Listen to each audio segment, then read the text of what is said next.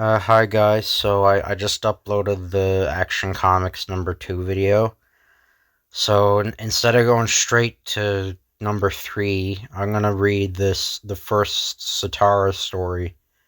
So Satara is a pretty obscure character. He's the character Satana's father. Um, the only really significant appearances he had were Young Justice and Batman the Animated Series. Um, because of that, I'm gonna be a big sellout, and I'm gonna tag it Young Justice. I'm gonna tag the video Young Justice because this video will probably, because Zatara nobody cares about him. At least I don't think so. Yeah, I'll have to tag this video Young Justice because that's the only uh like sort of significant thing he was in. Well, besides, he was in Batman the Animated Series, but he didn't play a very big role in it. Um, but yeah, also there's another Young Justice character named Tigress, who's Artemis's mother, who's in this. So she actually looks more like Artemis in this comic because she has blonde hair. But yeah, also if you guys are familiar, if you guys remember Young Justice, Satara in this first appearance, he doesn't have his mustache for some reason, and they don't say he's Italian either. They don't say he doesn't have like, or they don't like specifically mention it. And there's no origin story for him either. It kind of just goes straight into his adventures. Um, but yeah, so Zatara, Master Magician, by Fred Gardner, um, champion of law and order, the world's greatest magician, and his faithful assistant Tong have dedicated their lives to wiping out the forces of outlawry, led by the beautiful woman criminal and Zatara's archenemy, the Tigress. Now, they are attempting to solve the mystery of the freight train robberies. So yeah, I'm sorry I just said Zatara, nobody cares about him, but that's kind of the truth. He's kind of an obscure character. I do like Zatara though. I think he's interesting. I find he's very funny. Like some of the magic he does is funny, but yeah. So yeah, I do like Satara though, but a lot, like, people wouldn't say he's. I don't think there's anybody in the world that would say their Satara's their favorite character. At least not right now. Probably like in the 1940s maybe. But so this is serious, Tong. In the last few weeks, two railroad detectives have been killed, a brakeman murdered, and uh, I think $200 million or 200,000. I don't know. I'm not good at math. Taken in loot. Undoubtedly the work of the Tigress, the malicious one. The crystal has never been wrong. I can plainly see that another attempt will be made to rob the train. We'll immediately get in touch with our detective friend Brady. Later that night, the magician accompanies Brady to the freight yard, and silently they board the train that is destined to be robbed. The train speeds off into the night, Brady, making his way down the catwalk, crouches low as the train enters a tunnel. Emerging on the other side of the tunnel, the figure of a man whom Satara and the others believe to be Brady beckons them to follow. The magician and his companions clamber to the roof and cautiously advance down to the boxcars. Great Scott, what is that?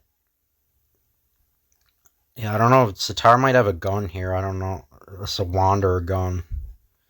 But the red flame of gunfire um, stabs the darkness, and Detective Brown slumps forward and is saved from certain death by a quick movement of the powerful Tong. The detective is merely stunned, and Satara gestures with his hands, producing a first aid kit. So yes, Zatara is really powerful. Yeah, he can basically conjure anything or turn anything into anything. He's magic. Most of the magic characters are very powerful. Um, but yeah, the magician races forward to investigate. Brady is responsible for this. He's in league with the crooks, and is startled as a body is hurled from one of the boxcars. The figure of a woman stealthily creeps up behind Zatara. It is the Tigress. So yeah, Tigress was in Young Justice as well. She was Artemis's mother, but in that, she was in a wheelchair and she was like Native American or something, I think. Her ethnicity was different and she could walk. She couldn't walk. Um, Obviously she would have been. This is set in the 1930s, so she's a lot older, I guess. But the Tigress attacks. This time you die, Zatara.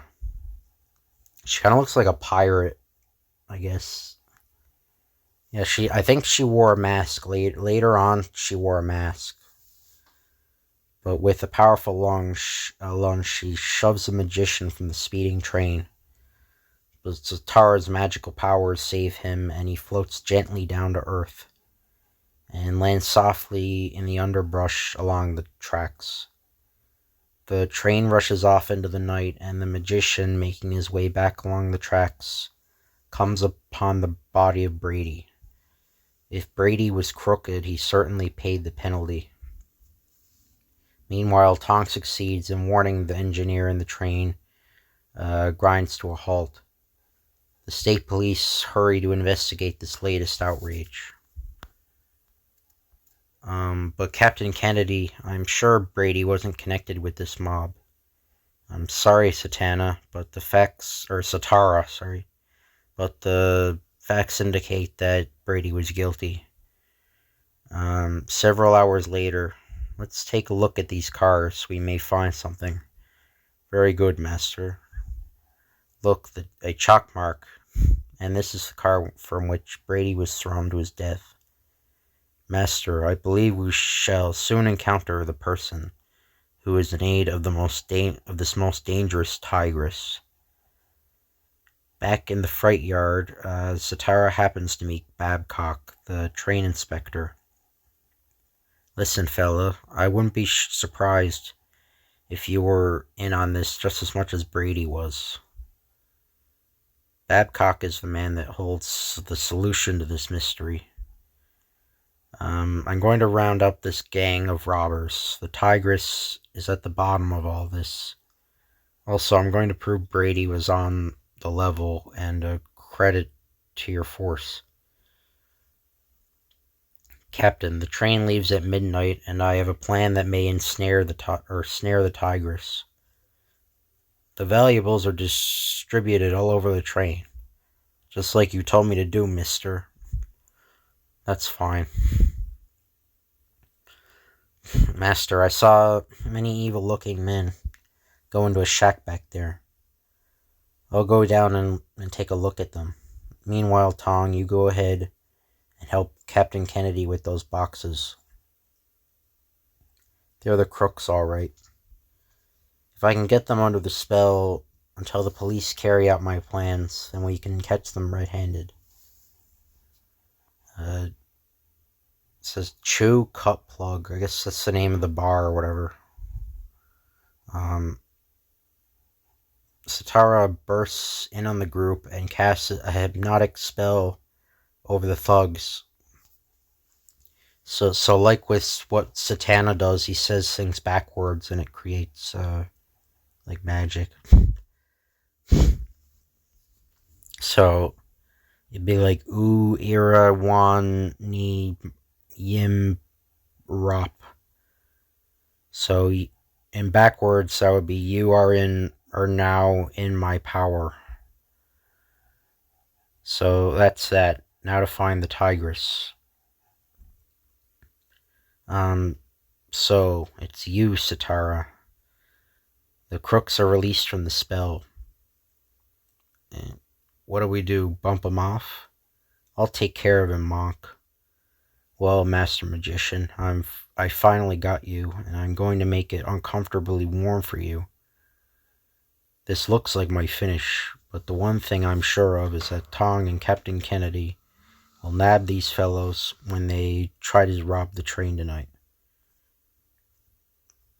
A few quarts of kerosene ought to brighten things up, big boy. Meanwhile, the train chugs out of the yard on its perilous journey. Come on, men, there goes the freight. We got to get aboard and complete our job. You've stood in my way once too often, Zatara. This time I bid you farewell. So like I said, this isn't like an origin. Apparently they fought each other before. But yeah, it is the first Zatara story, though. But the task of removing the knots is a simple one from the magician. Free. If I stay in here much longer, I'll feel like a roasted peanut. Phew, that was close. Zatara gestures, and Tong suddenly appears before him. Imak at em not. So come to me, Tong. Yes, master. Stay in the shadows, Stay in the shadows. Babcock is coming out of that building. There goes the shack. Guess we're rid of Zatara this time. What the? A few passes of the magician's hands and the train inspector becomes hypnotized. So Rudy Denim Lil Lewil Wan Odd Sa I Dib. So your mind will now do as I say, or as I bid. Oh, sorry. Guess I can use this myself. Tong, take Babcock to the police station. I'll not need you for a while. Yes, master. Here comes the express. I'll flag it and get aboard. Catch up with the freight and let me board it when we come alongside. I see the rear lights now. When the two trains are parallel, Zatara leaps from the speeding express of the roof of the rumbling freight. Now I'll see how my plan works out. Here's a mark. My trick is working well so far. Zatara spies two of the henchmen and hide as they approach. Well, they've decided to show themselves. Look, Spike, here's one of the cars the boss marked. The crooks climb into the car and proceed to toss out the crates and boxes. A thug sees a magician. Maybe you weren't looking for this, wise guy. Your aim is very poor, my friend. I guess he straight up kills him. But a truck follows the train, picking up the boxes thrown out. Zatara closes the door to imprison the robbers in the boxcar. Hey, what the? Your magic may have saved you from the fire, but I doubt if it can stop a bullet. The tigress, ever alert, again steals upon the magician. A quick gesture of his hand, and the tigress's gun is transformed into a bullet. Why, what? So yeah, it turns into a big banana. That's why I said Zatara can be funny. Because he does like really bizarre things, turns things into bizarre things. But enraged because she is outwitted, she leaps from the car and vanishes. You'll never get me, Zatara. A special train of police pulls up as the freight slows down. Okay, mister, your next train ride will be to the penitentiary. Thanks, Zatara, for helping us catch the robbers, but what about the crooks in the truck? They're coming now. Let's ambush them. The still night is shattered by the rumble of the approaching vehicle. The police spring from the sides of the road and force the remaining robbers into submission. Raise them high, fellow. You see, Captain Kennedy, Babcock, the crooked train inspector, used to leave a car open for the thieves, and then later they entered the car marked with the X. They threw out the fright, and it was picked up by the men in the truck. While they had been holding me in the shack, I had Tong substitute those boxes for the valuable cargo, which is still safe and sound on the freight train.